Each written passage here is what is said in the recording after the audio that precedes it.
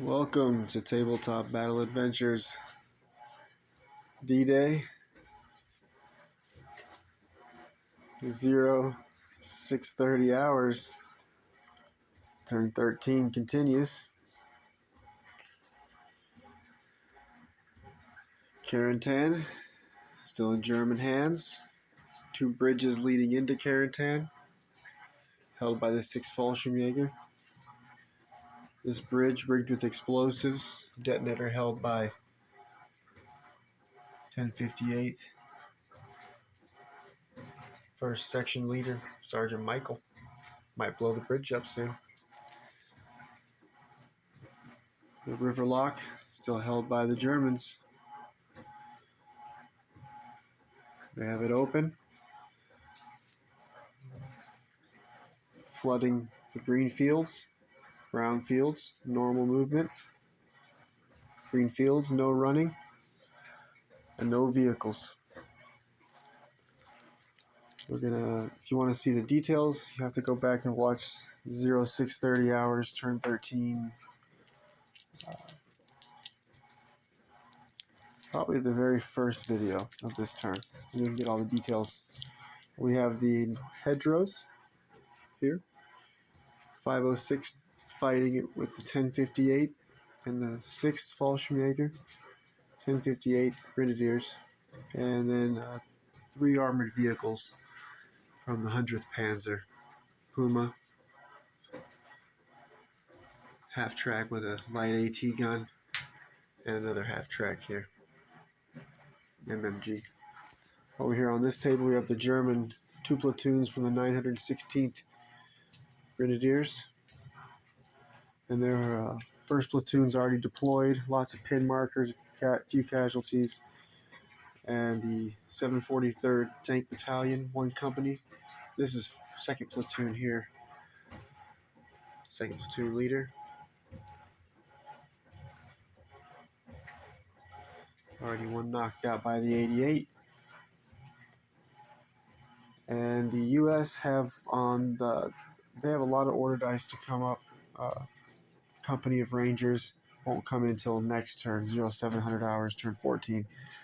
But the platoon from A Company of the 116th Infantry is coming in. And more tanks. The other 1st platoon plus the company commander and 1st sergeant's tanks. On this table, the U.S. forces still have this 1st MMG team on ambush, Sergeant Jory the sniper on ambush. Here in the middle of this hedgerow, 2nd Squad LMG team on ambush, center screen sniper Sergeant Caleb on ambush. Over here, 2nd Bazooka team is on ambush right in front of Colonel Sink. In the corn, 3rd Squad leader Sergeant Jake McNeese on ambush. And 2nd Squad leader Sergeant Brayton on ambush. Besides those dice, all U.S. dice that are coming out of the bag are going to be assaulting units, assaulting Omaha Beach. The Germans have a few dice left to activate on this table, and almost all of their dice from on the Omaha Beach table. And first dice, U.S. Before we even get to that first dice, the 1st MMG team here is going to receive, they're on ambush, they're going to receive an advance order, they're going to turn, and then they're going to take shot at the 1058 3rd Section soldier on the front there with the pin markers, because it'll be light cover if he goes for the 1058 3rd Section leader, Sergeant Martin, so he'll just go ahead and go for the rifleman there. On an advance order, he's turned his gun. They're set up. They're hidden as of now, but once they shoot, they will not be hidden. But the reason I'm not so worried about, we got Sergeant Michael, the 1058 1st Section leader with his dog, and he's got the detonator, but platoon leader, Lieutenant Corey, called in an airstrike. So next turn, airstrike's coming in right where the marker is. That's kind of why these guys bolted. But then again, I didn't think about this guy being on ambush, so I don't know if these guys will retaliate and even open fire on once they know his position. It says the Germans' 1058 right flank has crumbled over here. Platoon Sergeant Robert fell back in the hedgerow. He's the only one who made it away from this fight. So I don't think anybody can really get to him. We'll find out. All right, so he's gonna need a 3, and then I think that's it. Yeah, not long range, no cover. Ooh, so looking for 3s. Unbelievable, 1 hit. This guy has survived 3 grenade tosses, including one that hit. That happened last turn, or excuse me, the last video. This same turn. All right, so 1 hit. That's going to give him 4 pin markers. So only 1 hit. That takes him to 3 pin markers. Then he survives again, and they gave away their position. If anybody can see that spot, the hedgerows block line of sight, so they're much tall. Well, yeah, they block line of sight unless from an elevated position, like say 1058 3rd Section Assistant Leader Sergeant Logan on ambush here. If he can get, maybe he would be able to see the MMG team firing. Also in this building, right behind the window, 2nd floor, kind of where that blue light is, right inside that window is a radio operator with 1058 Platoon Commander, 1st Lieutenant Kreutner. So they probably be able to call in mortar fire now. Not this turn. The mortar already fired this turn. The 6th Fallschirmjäger have a medium mortar here in the courtyard. So the man might have just wasted his shot. This guy's like unkillable over here. 3 grenade tosses and shot in the back. Still survived.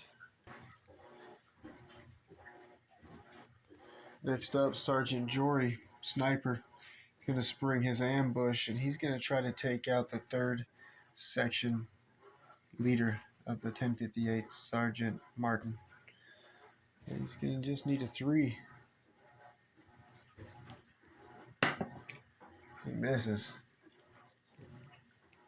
And now the Germans will roll to see if they spot Jory's position. They do not. Jory's still hidden. So next time he fires from the same position, he'll be spotted on a 5. 5 up. 1058, 3rd Section leader, Sergeant Logan, on ambush here, hidden on the porch balcony.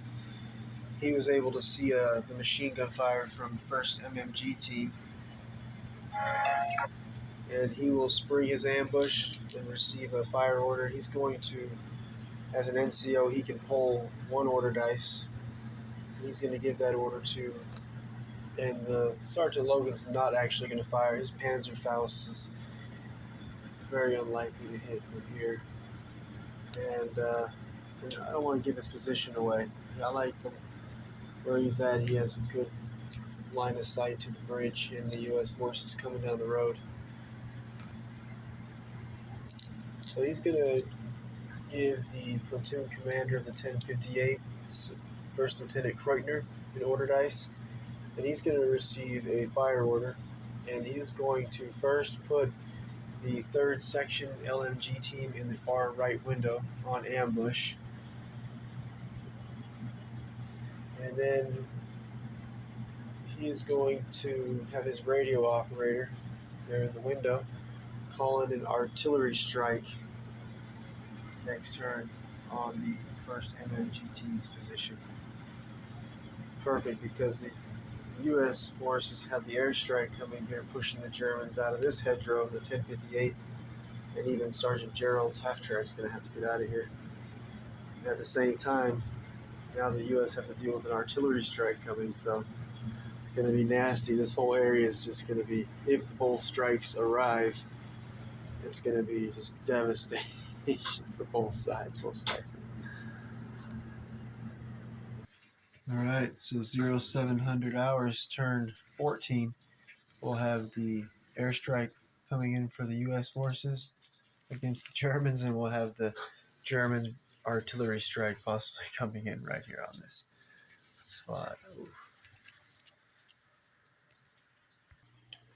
Alright, finally to the first dice, for tonight at least. U.S. That means we're heading over to Omaha Beach. 743rd, 1st platoon. Sherman with the dozer attachment. The plan is he's going to advance in off his boat, and he's going to clear a path through these obstacles. Here he's not in, has no threats really to take him out. There is an anti-tank rifle team in this building in the center screen here. But I don't know, but at least the 88 in this bunker and the Pac 40 in this bunker won't be able to. Plus, the Panzerschreck team got hit with a scatter dice from a rocket from this T-34 Calliope. So yeah, let's go ahead and advance him here. He'll make a path for the flamethrower, the crocodile, to come up and take out that Pac 40, I think, and then we'll follow the dozer this way and clear a few more obstacles and then flamethrower the 88 as well. So let's see, I think he's going to use his MMG, hull-mounted MMG first, and he's going to fire some lead into that second floor window. Doesn't know if anybody's there, but there does happen to be the 916th Forward Observer team. And it's going to be movement 4, long range 5, hard cover 7. So the Forward Observer team will not go down. Looking for 7s. All misses. Next, he'll go ahead and fire his medium AT. Well, he'll shoot. It's a medium AT gun, so it'll be a 2-inch HE. We'll go ahead and fire it at that window. This time, Forward Observer unit will go down. So the M4 with the dozer blade, he is going to shoot the medium AT gun. Well, he's going to fire his 2-inch HE right at that window, and the Forward Observer team did go down. And he's going to need a 3 long range 4. That's it. Misses. Let's see where that 2-inch HE is going to land. And since it's long range, it's going to be 2d6 and a scatter dice. Uh-oh, 12 inches. Let's see where it ends up. Looks like it's going kind of toward these 916th second squad soldiers. Forward Observer team gets lucky. The shot is 12 inches this way. It just hits the top of this bunker. No damage to the bunker. I think there should be damage to the bunker.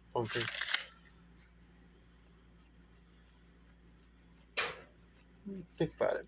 But still, Forward Observer team got lucky. Alright, shot lands there. I guess the bunker should have a health as well. I have to make them pretty beefy. A building, like a regular building like this, would be worth probably about 12 points. This one's taken 1 damage so far. So I guess we'll treat this as I don't know if it's usually it'd be 1d6 damage against the building.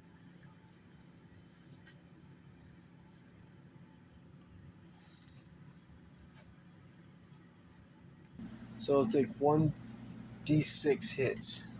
4 hits. Building like that, though, will probably make it worth quite a bit more. So that building's about the same size as this building. This one's only worth 12 because it's not a bunker. So maybe we'll double it and say that this was, 24. Yeah, let's do that. So that would be -4 against this bunker. And I think since it's a bunker, we're gonna say it's half the number of those hits. So that'd be, oh, but it makes it too hard, doesn't it?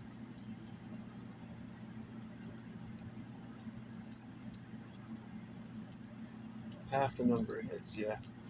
So that'll be 2 hits against the bunker. I just realized when rolling for the damage on this bunker from the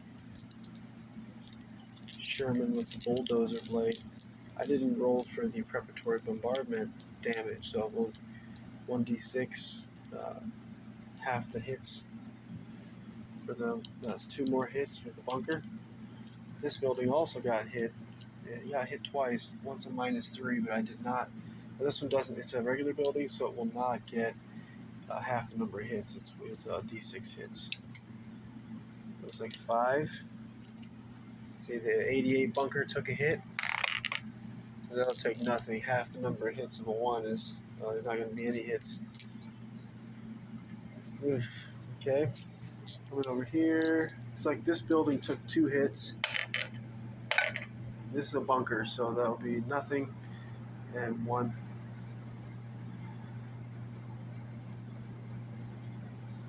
Let's see who else took a hit. Looks like this bunker here with the AT rifle. So that'll be, we'll round up. So 3 hits against that, 2 hits, and 1 hit. We'll say a 1 is still a 1. I'll mark these buildings. That was all the buildings that took hits. 1058, first section leader, Sergeant Michael. He's on ambush. He's got the detonator in his hand to take out this bridge, but there is the airstrike coming. So if he falls back, I thought about trying to fall back and then detonate the bridge after getting him away from the hedgerow.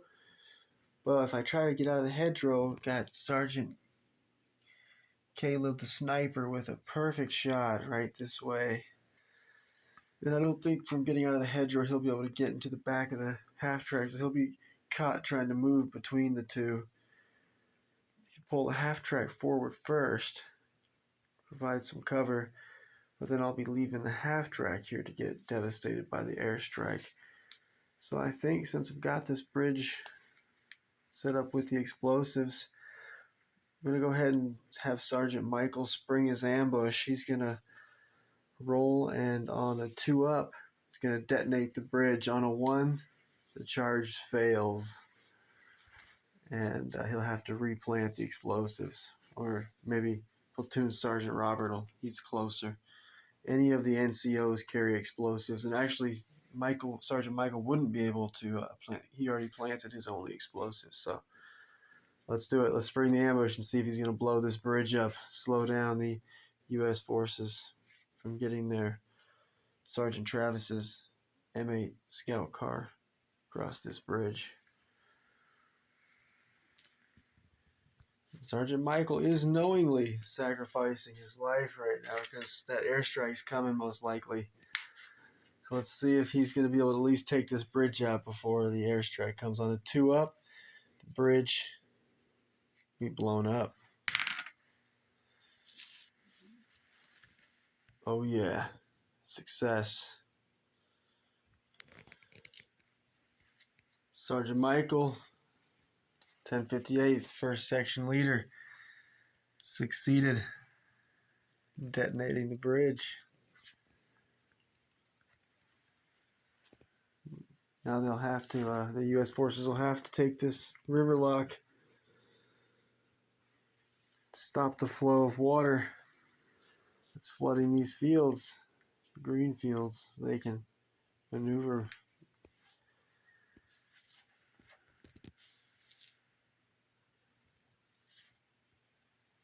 And next time, it's going to wrap it up for me. I need to get some rest. When we come back next time, B, German dice. So he basically sacrificed his life now, though. Unless somehow he gets lucky and the airstrike does not come in. But at least he was able to, they were supposed to defend the bridges or destroy them if they had to.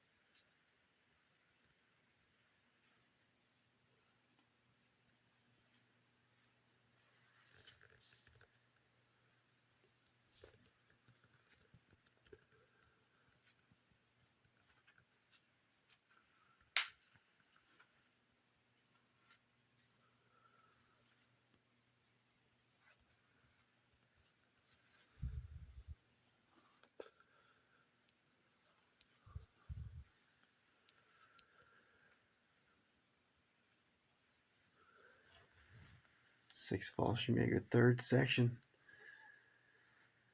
Still moving through Karen-10. Coming over to support first and second section. Defend the bridges.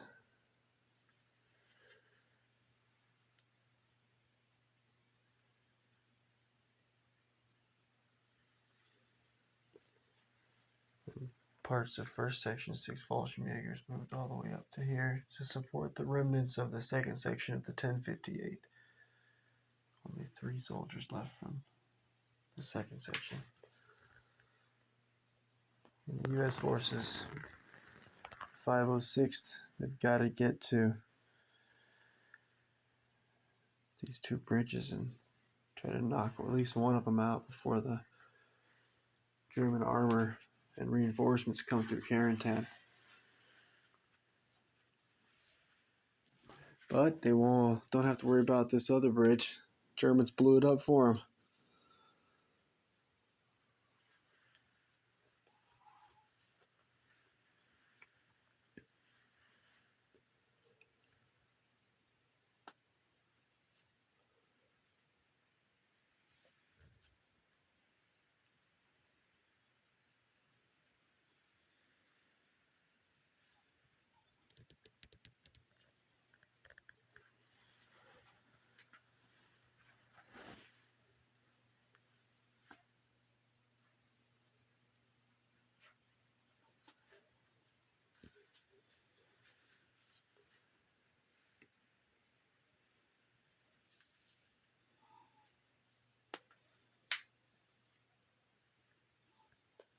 Alright, see you in a few nights.